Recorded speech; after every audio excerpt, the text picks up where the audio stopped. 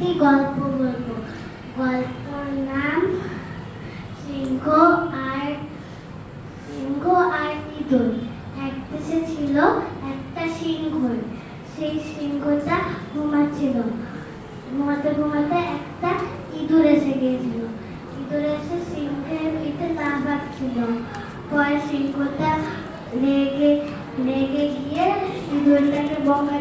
ইঁদুরটাকে বলেছিল, আমার পিঠে লাগাচ্ছ, আমি আমি এই বনের রাজা।